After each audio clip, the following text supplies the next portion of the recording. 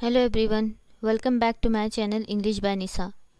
In today's video, we are going to see the explanation of the poem If, written by Rudyard Kipling.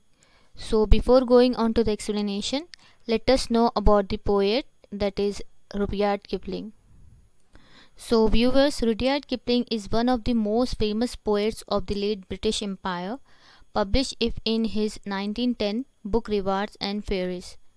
Rudyard is remembered for his children's books including the ever-popular The Jungle Book and Kim, and for his many stories and poems written about the British in India during the Raj. Kipling was awarded the Nobel Prize in Literature in 1907 and was offered a knighthood several times, though he declined the honor. Now let us see about the poem. The poem If by Rudyard Kipling is a bundle of suggestions from father to his son. In the poem, the poet tells his son how to cope up with different situations in life ahead. The whole poem is written in single complex sentence, so all the subordinate clauses begin with if, and the main clause concluding the entire theme comes at the end, and the poem ends with a full stop. The poem is divided into 4 stanzas having 8 lines each. The rhyme scheme of the poem is AB AB CD CD, with the exception of the first stanza which has the rhyming scheme AA AA BC and BC. So now let us read the poem first stanza.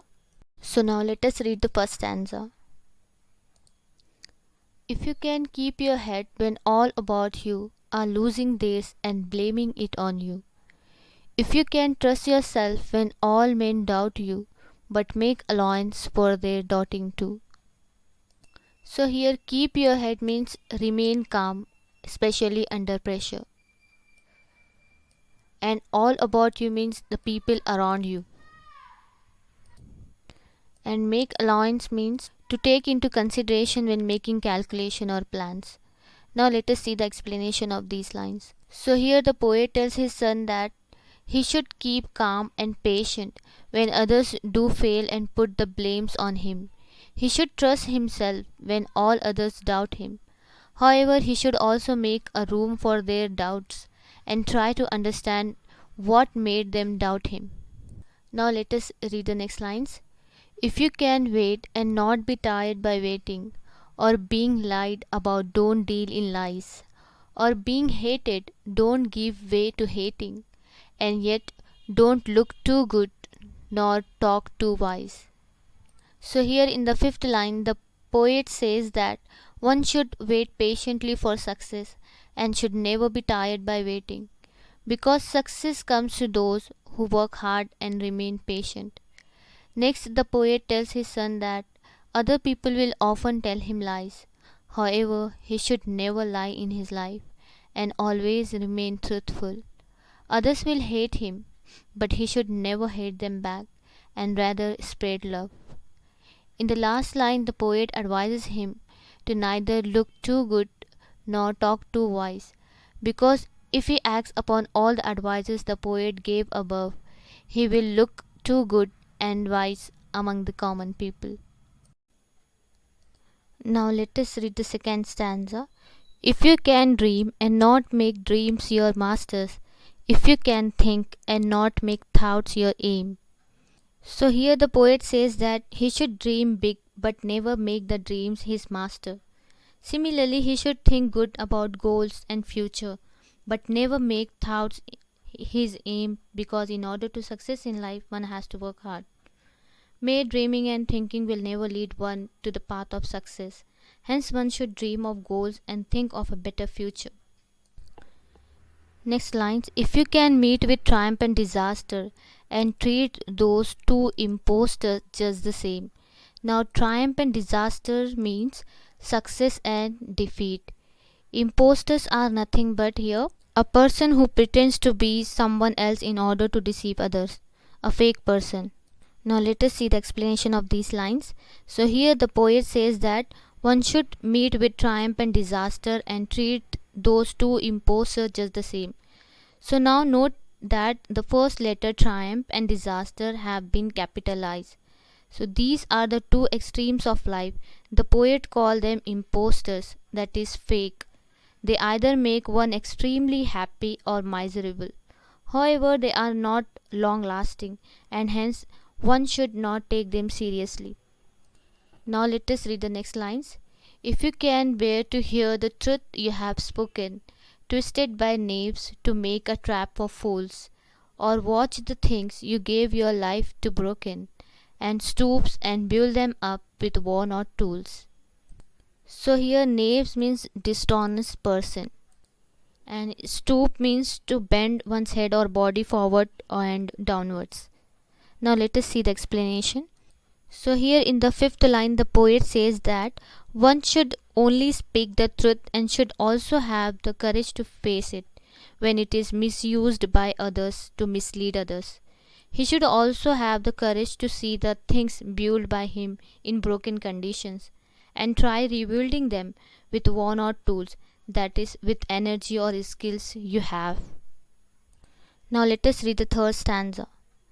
If you can make one heap of all your winnings and risk it on one ton of pitch and toss. So here pitch and toss means a gambling game, and lose and start again at your beginning and never breathe a word about your loss. So here in the third stanza the poet says that one should make one heap of all the achievements one has made and then take big risks. In other words, one should never be afraid of doing things that can either make one successful or ruin everything.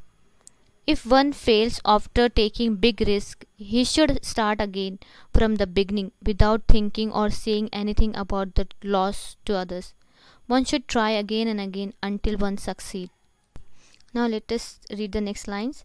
If you can force your heart and nerve and sinew to serve your turn long after they are gone, and so hold on when there is nothing in you except the will which says to them, hold on.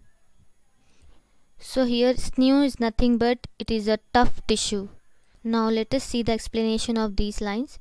So here the poet says that one should use his heart and nerve and sinew, that is courage, when one become tired or fail. When nothing is left in life, one should have strong willpower, which may encourage one to hold on. Now let us read the fourth stanza, and that is the last stanza also. If you can talk with crowds and keep your virtue, or walk with kings nor lose the common touch. So here virtue is nothing but admirable quality of the person. So here by these lines the poet want to say that while among the common people one must keep his virtue and never behave like them, while among the kings and big personality one should never have pride and ego. In other words, the poet saying that when one is poor, he should keep his virtue, and when he become rich, he should never ego. Now let us read the next lines. If neither foes nor loving friends can hurt you, if all men count with you, but none too much. So here foes means enemy. So here by these lines the poet says that neither foes like that enemies nor loving friends can hurt one. Because of what principle and idols one hold, one should never give up them. People will often remain dependent on him, but he should never allow them to remain completely dependent on him. The poet may also be saying that one should never give other too much importance, or else he will give emotionally attached to them, which will hurt him in the future. Now let us read the next lines. If you can fill the unforgiving minute with 60 seconds worth of distance run, here is the earth and everything that is in it, and which is more, you'll be a man, my son. So here the unforgiving minute is nothing but it is referring to how time does not wait for anyone. So here the poet talks about the importance of time. According to him, time is precious and will never come back. Hence one should start utilizing each and every second of life. In the final two lines the poet tells his son that if he acts upon all the advices he gave above, he will be able to achieve whatever he likes and he will be a man, that is a true man. So if it's a beautiful poem, it was written by Rudyard Kipling, it is highly motivational. Here Rudyard Kipling gives many suggestions. He talks about success. He gives idea to succeed in life. The poem is in the form of an advice. The advice is given by a father to a son. The father gives suggestion to succeed in life. So the first suggestion is composure. A person should be cool. We should not become angry easily. The second suggestion is self belief. We should be confident. We should say I can. The next suggestion is patience. If we are patient, we can succeed in life. Patience is very important to complete any project. His next suggestion is the truth. We should be honest. We should not say lies. Truth will help a person to succeed in life. The next suggestion is love. We should love everyone. We should be affectionate to everyone. The next suggestion is a dream. We should dream about our goals every day. One day our dream will come true. So here Kipling says that we should treat both success and failure equally. So this is all about the poem If. I hope it would be helpful for you. Stay tuned for more videos. Thanks for watching.